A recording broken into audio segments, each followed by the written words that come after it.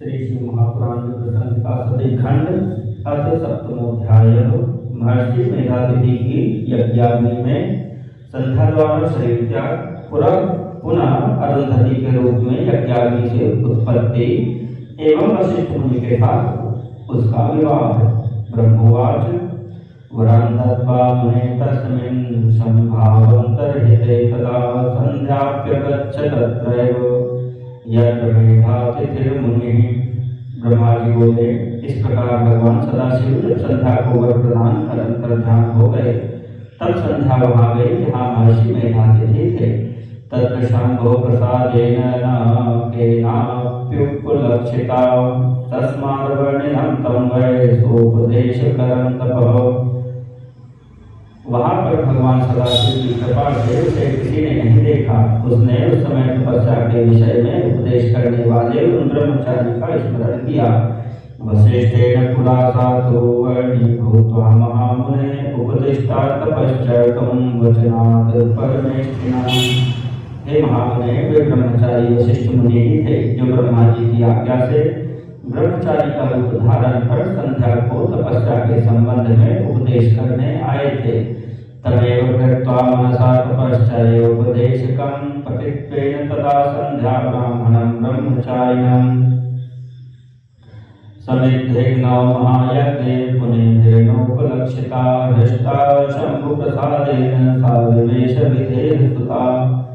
तपश्चर्या का उपदेश करने वाले उन्हीं ब्रह्मचारी ब्राह्मण वशिष्ठ का प्रति रूप से स्मरण करके वह ब्रह्मपुत्री संध्या प्रसन्न मन से सदाशिव की कृपा से मुनियों द्वारा अलक्षित हो उस महायज्ञ की प्रज्वलित अग्नि में प्रवेश कर गई।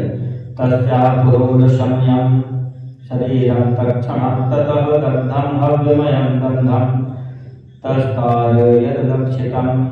उसका समस्त शरीर पुरोटाश के समान तत्क्षण ही जलकर राख हो गया, जिससे अलक्षित रूप से पुरोदश का गंध चारों ओर फैल गया। वैनिष्ठस्याः शरीरं तु दग्ध्वा सूर्यमण्डलं शुद्धं प्रवेशयामास शम्भोरेवाज्ञया पुनः सदाशिव की आज्ञा से अग्नि ने उसके शुद्ध शरीर को भस्म कर सूर्यमंडल में प्रविष्ट करा दिया। सूर्यो व्यर्थं विभज्याथुस्तच्छरीरं तथा तदारथे स्वकेशं स्थापयामास प्रीतये पितृदेवयोः। तदनंतर सूर्य ने उसके शरीर को दो भागों में विभक्त कर पितरों एवं देवताओं की प्रसन्नता के लिए अपने रथ में स्थापित कर दिया। तद्दूर्ध्वभागस्तस्यास्तु शरीरस्य मुनीश्वर प्रातः संध्यावत्सातु अहोरात्रादि मध्यगा। हे मुनीश्वर, उसके शरीर का जो ऊपर का भाग था वही रात्रि तथा दिन के बीच में होने वाली प्रातः संध्या हुई। तच्छेष भागस्तस्यास्तु अहोरात्रांत मध्यगा सा सायं भवत संध्या पितृप्रीतिकृता सदा। जो उसके शरीर का शेष भाग था वही दिन तथा रात्रि के बीच में होने वाली सायं संध्या हुई, जो सदैव ही पितरों की प्रसन्नता का कारण होती है। सूर्योदयात् प्रथमं यदा स्यात् अरुणोदयः प्रातः संध्या तदोदेति देवानां प्रीतिकारिणी। सूर्योदय के पहले जब अरुणोदय होता है तब देवताओं को प्रसन्न करने वाली प्रातः संध्या का उदय होता है। अस्तांगते ततः सूर्ये शोणपद्मनिभे सदा उदेति सायं संध्या पितॄणामोदकारिणी। जब लाल कमल के समान सूर्य अस्त हो जाता है तब पितरों को प्रसन्न करने वाली सायं संध्या का उदय होता है। तस्याः प्राणास्तु मनसा शंभुनाथ दयालुना देवेन तु शरीरेण चक्रिरे शरीरिणः। उसके मन सहित प्राण को परम दयालु शिव ने शरीरधारियों के दिव्य शरीर से निर्मित किया था। मुने यज्ञावसाने तु संप्राप्ते मुनिना तु सा प्राप्ता पुत्री बहन मध्ये तप्त कांचन सुप्रभा।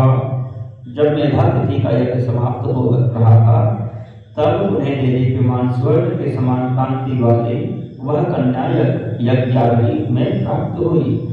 ताम जग्राह तदा पुत्रीं मुनिरामोद संयुतः यज्ञार्थं तां तु संस्नाप्य निरोधे दधौ मुने।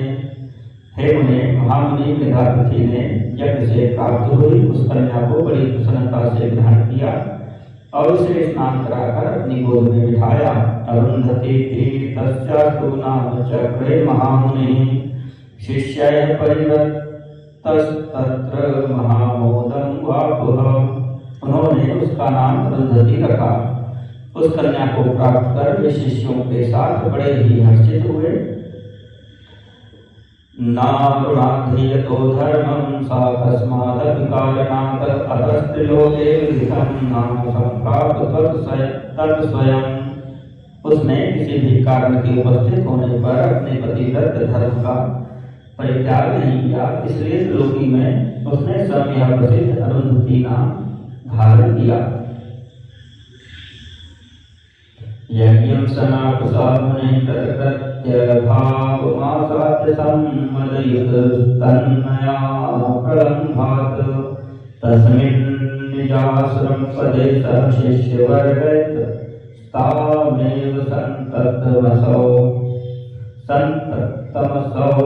दयते सुरर्थे।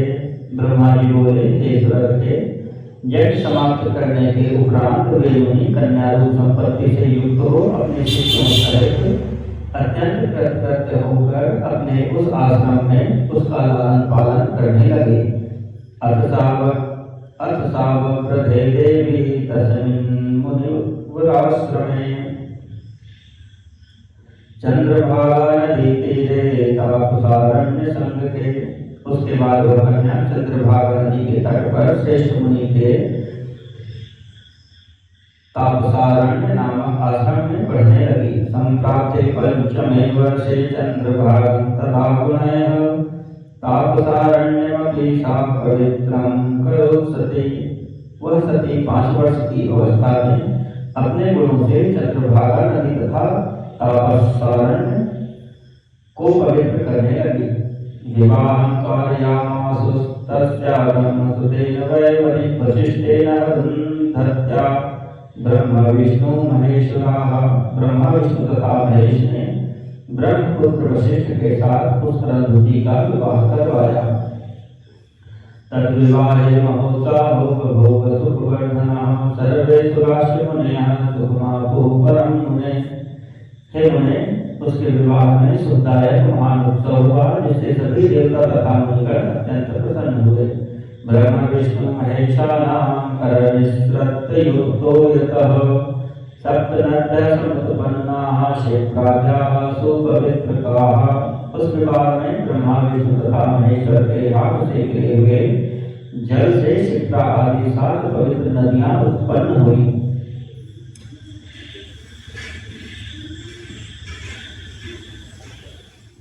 अरुंधति महासाध्वी साध्वीनां प्रवृत्तमा वसिष्ठं प्राप्त संरेजे मेधातिथि सुता मुने।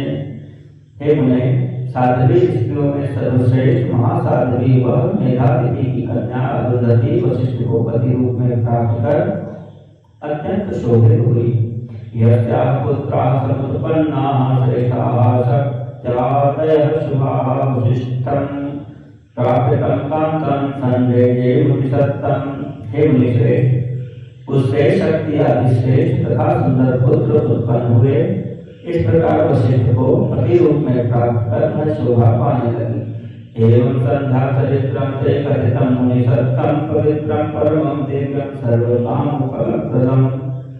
हे मुनिसत्तम, इस प्रकार मैंने संध्या का चरित्र कहा जो अत्यंत पवित्र दिव्य तथा संपूर्ण कामनाओं का फल देने वाला है।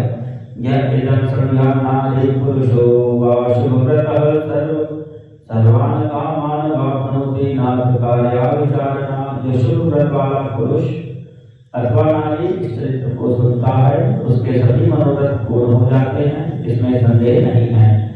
इति श्री शिव महापुराणे द्वितीयायां रुद्र संहितायां तृतीये सदी खंडे अरुंधति वशिष्ठ विवाह वर्णनम नाम 7वां अध्याय।